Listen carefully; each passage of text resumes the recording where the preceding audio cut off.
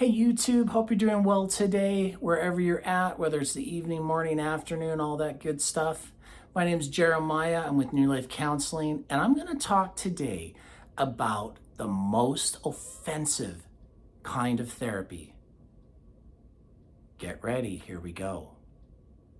So what is the most offensive therapy out there? Now, there are lots out there, but I hope you know me a little bit by now, depending on the videos you watched or not watched. But I'll just let you know, I'm being a little bit, jokingly, a little facetious with that statement, the most offensive kind of therapy out there. Yeah, because it's the kind of therapy that we all already know about. My guess is you've already heard about it. But the question is are you doing it? And by the way, these are these great moments where even though the therapist might be going like this, 3 fingers pointing back at me, how have I been applying that in my life in this last week, in this last month, in this last year? All right? It's kind of that old famous statement. Hopefully, therapist, you're practicing what you preach, because that's not cool if you're not. Yeah, well, what we're going to talk about today is actually something that I personally also apply with in my life. And yeah, even I forget sometimes. So these are just good reminders. In fact, unfortunately, this video, even though it is for yourselves or you, it's just as much for me as it is for you. So let's explore this together. So what is the most offensive kind of therapy out there? Simply this. Are you ready? It's called breathing. Breathing? Are you kidding me? Did Jeremiah actually just say that? Yeah, I said it. Breathing should be the most offensive kind of therapy, all right, out there, because it's something that we all know that we should do. We all have our little things, belly box breathing, yoga, all these different kinds of breathing exercises that are out there. But the question is are we actually doing it? Like I say, 3 fingers pointing back at me. Because sometimes even I forget. It's like, oh my gosh, I'm not breathing. Now, to clarify though, I don't want to be too general, too broad. I mean, there are different kinds of breathing, right? Let's think about it. There's what I call shallow breathing. This is like, God forbid, if you're in a car accident and you're in shock and you're like, and here comes the paramedic beside you going, sir, I need you to breathe. Okay, no, sir, I need you to slow down and breathe. What's your problem? I am breathing. Look, it's not like, all right, the person's not breathing. You are breathing, yes. But it's the type of breathing, which in this case is what is called chest breathing, which is where we get the term shallow breathing from. See, if we're just shallow breathing, we're not getting enough oxygen in our brain, which we're going to talk about in just a moment. Now, there's just what we're doing right now, talking, having a conversation, or at least, to myself, at any rate. Thinking out loud, I should say. All right. Hey, we're just breathing. We're in a conversation when you're just talking, relaxed, chilling out, whatever.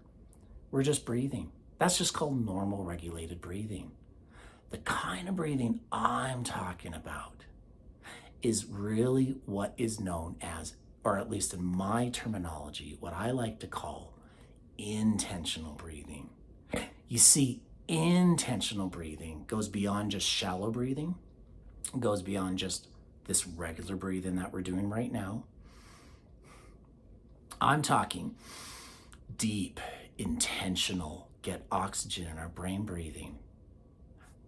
Before we talk about that though, let's look at some of the what are you talking about, Jeremiah, with how does this all work? All right. You see, very simply, without going into too much detail, we got this complex thing called a brain. In a general nutshell, we have what I like to call the prefrontal cortex. It's our thinking, logical side. Although I point here, I'm really talking about this back mid part, okay? That is what is often generalizingly known as the limbic system. The limbic system is what holds the emotion part of the brain. And then there's another third part of the brain, third part of which we won't go into right now. It's just more of our automatic functions and stuff like that that happen that are connected to our body, this part here, okay? But I'm just focusing on this part and this part right now. You see, what happens, all right, is that I want you to imagine the brain forevermore.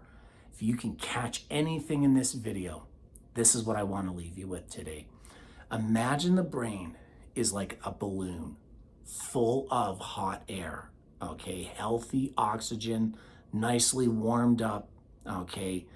And it's flowing both in our whole brain, within our limbic system, within our, I'll get it right one day, within our prefrontal cortex, within our limbic system. Yeah, I did say it right. So what we do is we take this balloon analogy and imagine it's all full of air, but then boom, something happens, a crisis happens, a fight happens maybe with a friend or a partner of ours, maybe a child of ours. All of a sudden, goes the car and it's like, ah. See, in those moments, what happens is that brain balloon goes, all right. So here's the thing. When it goes, all that happens is this, is that part that normally is thinking, it then shrivels down to just the limbic system, and it's just the emotions that are now in control. Imagine if I have a balloon flopping here, okay, in my hand, okay?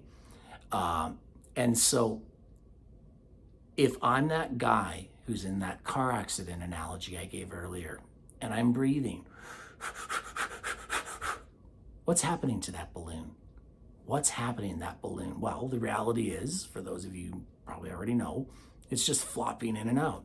Nothing's happening. It's not like it's a balloon, but it's not a full, what we call a balloon. It's just a piece of rubber or plastic. No, this is the power of intentional breathing, is that we have to take the limbic system, which is now in control, which, by the way, is to clarify, if I were to take my fingers, kind of gross, but if I were to go here and go all the way to the center, so in other words, just below my nose area in the back, just below, all right, the eye nose area, is this little tiny little thing you've probably heard about. There's a bazillion videos out there called the amygdala. Now, very simply, although there are other much more kind of cooler terminologies out there, the basic way most people know it is it's the emotional processing center of the brain, okay? Which is kind of interesting when you think about it. It's all connected to the senses, our mouth, our nose, our eyes, all within that area in the mid part of our brain that is directly linked, just happens to be below the prefrontal cortex, but it is part of the emotional center part of the brain. Now, that being said, when we are shallow breathing and we're all emotional, that's where we get that term fight, flight, or freeze. We go into a fight mode. I'm all emotion and I'm not thinking straight. Or we go into fear, flight. I gotta get out of here because I'm not thinking straight. Or freeze is kind of what I like to describe as, I can't fight, I can't run, so I'm kind of stuck. I'm still in an emotional state, but frozen, okay?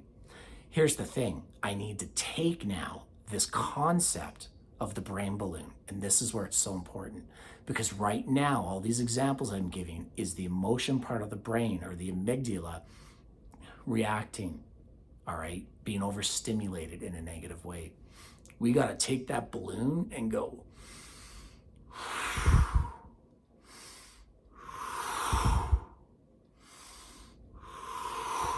deep, slow, intentional breaths, filling that brain balloon up to reconnect from the limbic system to our prefrontal cortex.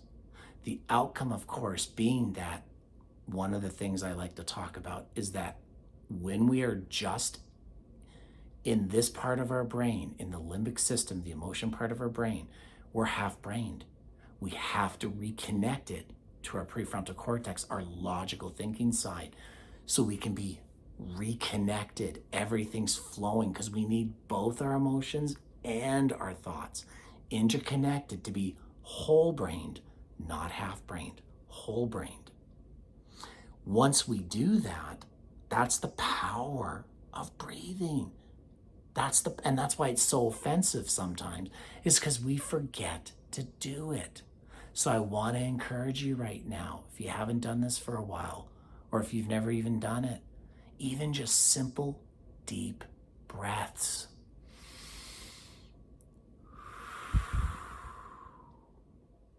Fill that brain balloon up. Reconnect your brain together. So that way you're able to have both thinking, logical, and caring parts of your whole being as an individual go through life. Hey, we're going to give some real practical tips in another video, probably the next video. However, I just wanted to stop with that, all right? Just to let you think about that, all right? Do I intentionally breathe? What's getting in the way of me breathing? How come I forget to breathe? Lots of reasons for that, as we know. It could be crisis, it could be trauma, so many different reasons for that.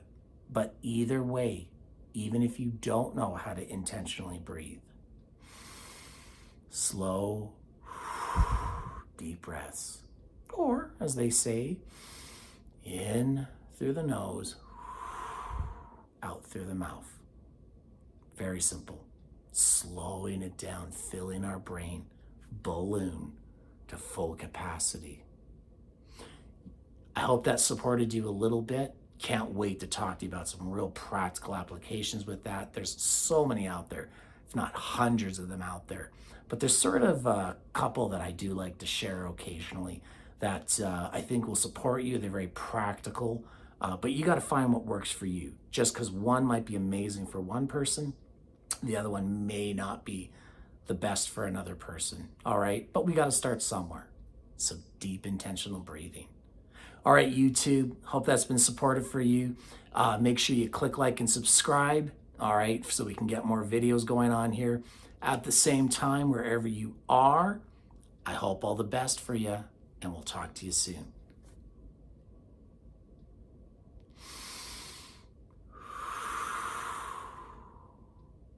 You caught that right.